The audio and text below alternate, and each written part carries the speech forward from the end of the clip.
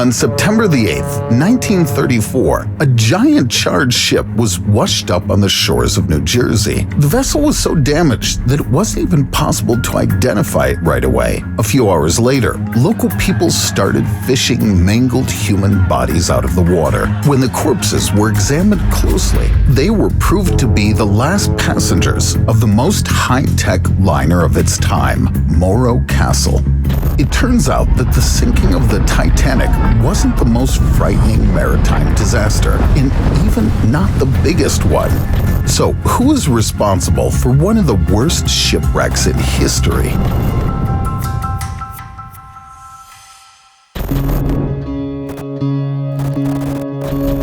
Developers of the Morro Castle achieved a real breakthrough. It was 155 meters long, which is like half of the Eiffel Tower. And despite not being the largest vessel of the early 20th century, Morro Castle was compact enough to reach an impressive speed of up to 37 kilometers per hour. This ship was able to travel from New York to Havana in just 2 days, an absolute record for that era. But apart from that, the liner was provided with cutting-edge technologies. There was a gyro compass installed on board that let the crew know their exact direction of movement. Unlike regular compasses, it worked without any errors that usually occur due to unstable magnetic fields. There also was echo-sounding equipment able to accurately determine the depth under Morro Castle, and it was one of the first ships ever to get it. But even these advantages didn't help to avoid an awful tragedy. Or could they have actually caused it?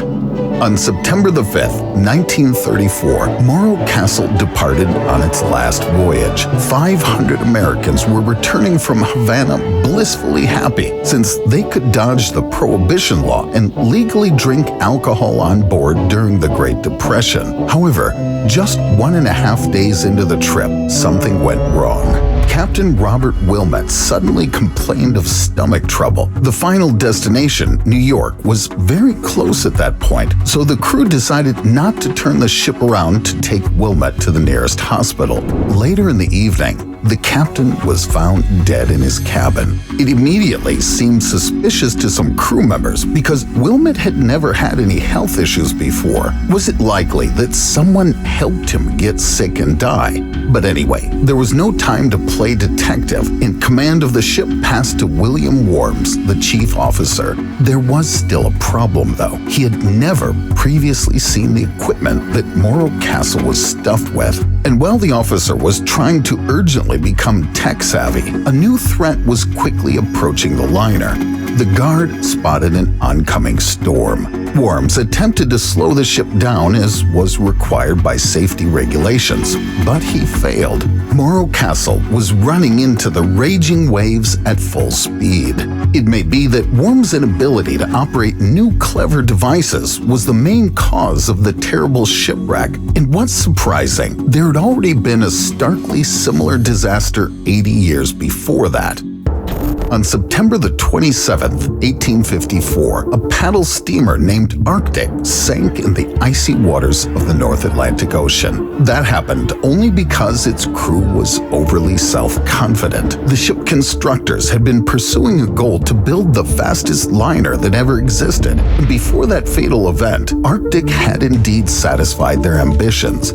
Brand new steam engines, quite sensational for that time, drove paddle wheels on both sides of the vessel to propel it through the water. It let Arctic speed up to 23 kilometers per hour, which in turn let it cover the distance between the UK and the US in only 9.5 days instead of the standard few weeks. But the creators took care not only of the technical side, they made the steamer a truly luxurious and delightful place to be. That's why the ship gained so much popularity. On September the 13th, 1854, it welcomed 400 passengers aboard, and only a tenth of them got lucky to return to dry land.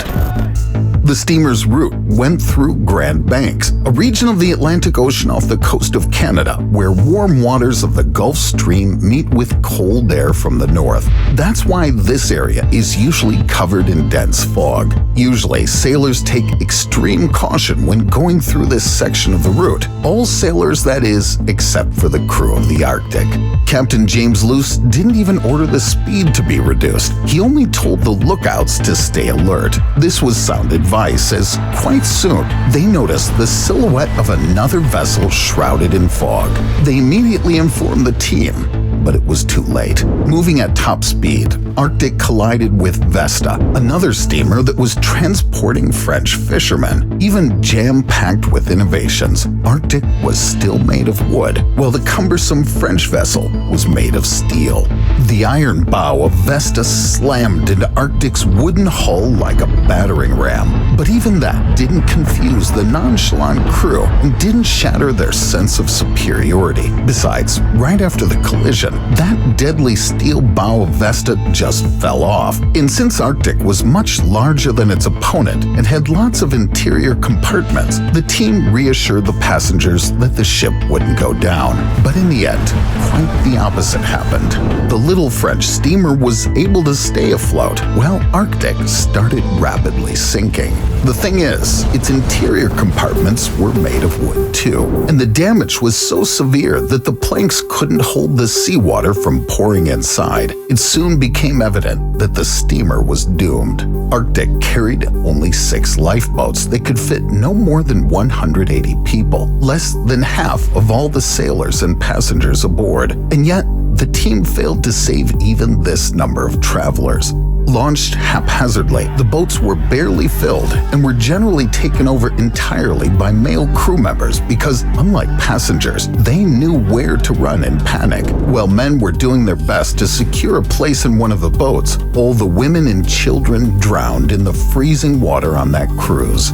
Only 61 people were lucky to survive the shipwreck, and only the captain stayed with the passengers till the end. Standing atop a big wooden box, he tried to get the panicking team under control while the seawater was streaming into the ship. Maybe that's why fate took pity on him. After the ship capsized, Luce managed to cling to the wooden box and bobbed to the surface. The current instantly took him far away from the site, and the captain spent 2 long days in the cold ocean until a passing ship rescued him. His little son, 11-year-old Willie Luce, stayed on Arctic and died together with the other passengers remaining aboard.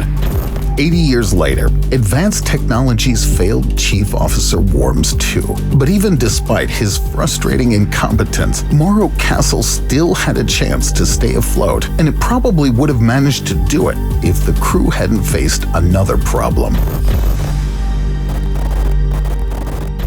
At around 3 a.m., while the newly appointed captain was fighting the storm, visitors inside the first-class smoking room noticed that smoke at some point became alarmingly thick. It turned out that fire had broken out aboard Morro Castle, and the fumes were engulfing the vessel at an incredible pace, all because the shipbuilders had put ultimate luxury and comfort before everything else, including passenger safety. The liner's interior was full of veneered furniture, and its deck was covered in flammable oil-based paint, a perfect energy source for a fire beast. The inexperienced team of sailors had no idea how to stop such a big fire, just like the crew of Dona Paz, a vessel that sank on December the 20th, 1987. The tragedy happened off the Philippine coast at 10:30 p.m. Most of the passengers were already asleep at that time, so the captain thought he could sit down and chill a bit too. He left his post, made himself comfortable in his cabin, opened a bottle of beer, and started watching his favorite show. In the meantime, Vector, an oil tanker, was rapidly sailing toward Dona Paz. Vector was carrying more than 1,000 tons of gasoline and other petroleum products aqueducts, nobody even noticed its approach. Shortly after that, the two ships collided. The blow was so strong that it resulted in an explosion, setting the deck of Dona Paz on fire within moments. The flames reached the ferry's command center in no time, which caused a complete power outage. Terrified passengers were hopelessly groping for life jackets. None of them succeeded for one simple reason: there were no life jackets aboard. People were jumping off the burning ship right into the water and got immediately injured because the ocean around them had turned into a pool of fiery oil. There was hardly any chance of staying alive in conditions like that. But even the few fortunate souls were left alone without any help because coastal services learned about the disaster only a day later. Out of almost 4,400 passengers, only 26 people miraculously survived. The captain of the ship died, never leaving his cabin. Sometime later, National Geographic dubbed the event Asia's Titanic. If we compare the number of victims, the shipwreck of Dona Paz claimed nearly 3 times more lives than the most famous sea tragedy in history. However, if the reason behind it was quite clear, a crash with a tanker transporting highly flammable substances, it's still unknown what actually caused the Morro Castle fire. And even when it occurred, Chief Officer Worms did have a slim chance to save the ship. When the fire broke, Morro Castle was only 40 minutes away from the port of New Jersey. If Worms had headed the liner there, he would have probably saved all those people's lives. But instead of this, he decided not to change course and kept moving towards the official destination, New York City. This route was longer, and on top of that, the vessel had to sail against storm winds, which only facilitated the spread of the fire. But what if Worms didn't turn the liner because he just couldn't? Like the crew of Wilhelm Gustloff, a transport vessel that went down 15 years later. On January the 30th, 1945, 10,000 refugees embarked on a ship that took them away into the open sea. This was before the end of the Second World War. The Allied powers were swiftly advancing on Nazi Germany. German civilians who lived in their way had no other choice but to escape. The government decided to evacuate them, and one of the first refugees on the list were Germans living in East Prussia, which was later divided between Poland and the Soviet Union. This mass evacuation was codenamed Operation Hannibal. The Reich assigned a giant cruise ship to complete the task, and even though the government tried to prevent panic, terrified people were ready to sneak aboard at any cost. Officially selling tickets for the trip didn't help much, as people tried to climb inside through even portholes. As a result, the liner, with a capacity of 2,000 people, departed carrying 5 times more passengers than that. People occupied all possible surfaces and were almost literally piled on top of one another. But that wasn't the only challenge waiting for Wilhelm Gustloff. In the middle of the night, the crew accidentally activated all navigation lights at once. Of course, this was soon corrected, but even the few seconds of glowing in the dark were an irreversible mistake. The ship was detected by the Soviet submarine S-13. Captain Alexander Marinesco gave the instant order to open fire. 3 torpedoes were launched towards Wilhelm Gustloff. Pretty soon, everyone aboard the ship heard the explosions. Turning the vessel and heading back to the shore wasn't an option, since the damage to the hull was way too serious and the German ship was heavily overloaded. That's why it started slowly sinking. The saddest part is that it actually had enough lifeboats and life jackets to save all the passengers, if there were 2,000 people as initially planned, and not 5 times as many. That night, the ship became an arena hosting real-life Hunger Games. Horst Voigt, one of the survivors, who was only 9 years old at the time of the sinking, saw the mad crowd trampling each other to death, repeatedly killing even small kids in the process. And then, the passengers who managed to get out alive had to face another death threat, unbearably cold water. It's humanly impossible to last 10 minutes in the Baltic Sea in winter without getting frostbite. People were desperate and chose to stay on the sinking ship. When all the lifeboats were fully loaded, there were still around 4,500 people remaining aboard. When one of the German officers realized there was no way out, he raised his gun in front of all the other passengers and shot his wife and 2 sons. Then he pressed the barrel to his own head, only to realize there were no bullets left. Hugging the bodies of his dead family members, the officer pulled them all down the snow-covered deck right into the freezing water. This is just one of the many heartbreaking stories that took place on Wilhelm Gustloff that January night. Only 1/10 of the passengers survived, about 1,000 people. When a salvage tug arrived at the scene, it couldn't even approach the remains of the ship because of all the dead bodies floating in the water. The post-disaster investigation revealed that there were also at least 200 stowaways aboard Morro Castle on that cruise. They couldn't afford a full-price ticket, but could afford a small bribe and got on the ship thanks to the crew members. Those illegal passengers were the main reason Morro Castle couldn't be moored to the nearest shore. But actually, there could be even more of them. According to the official report, 137 passengers and crew members died in the disaster. However, except for the regular stowaways, Americans who bribed their way aboard, there were also hundreds of Cuban children hiding in brigs. Back then, the economic crisis in Havana had reached catastrophic proportions, and desperate parents were ready to do whatever it took to save their kids. They begged crews of American ships to take their sons and daughters with them to the U.S. It looks like those kids were the first victims to die in the Morro Castle shipwreck, since they were locked in the lowermost compartments. The sudden death of the captain, the storm, the fire, the inexperienced sailors in charge, and hundreds of random passengers brought Morro Castle to the point where it had zero chance of staying afloat. But is it just a chain of coincidences?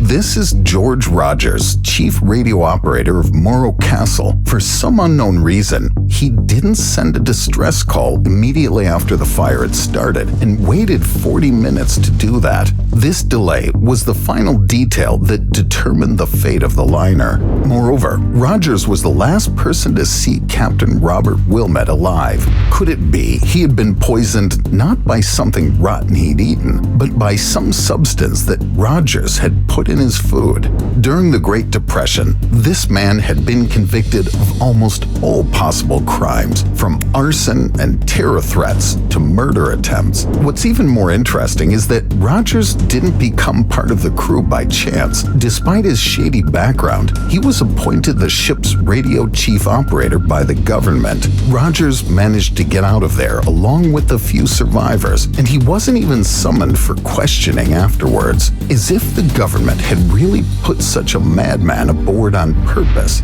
The rest of the surviving sailors also got off very lightly. They were taken into custody for questioning and then released straight away. And if you check the photos showing them that very day, you'll see them smiling. Why does it look like they were offered a good deal and told to keep their mouths shut instead of being punished for negligence? And what is the big secret they were hiding?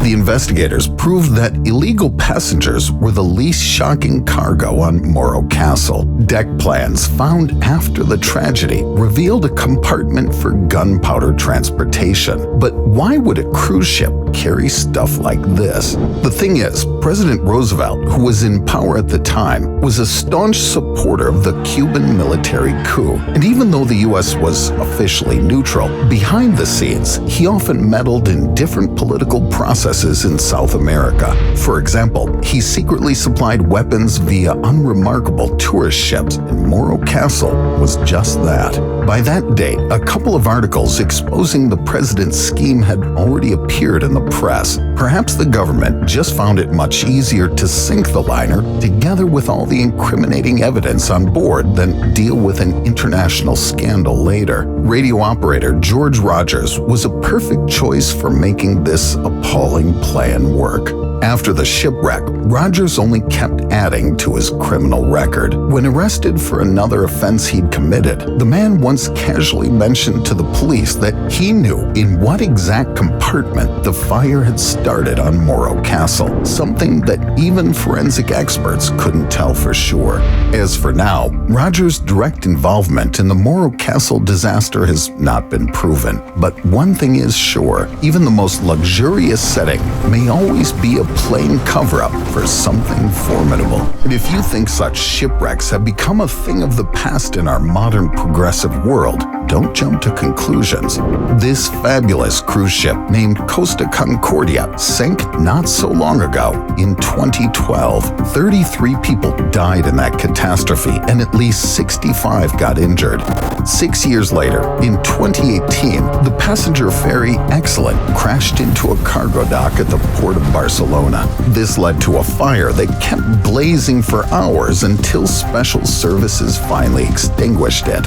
And only a year later, a strikingly similar accident happened in the port of Venice. Only this time, it wasn't an ordinary vessel. It was a massive multi-deck liner that lost control and rammed into a pier.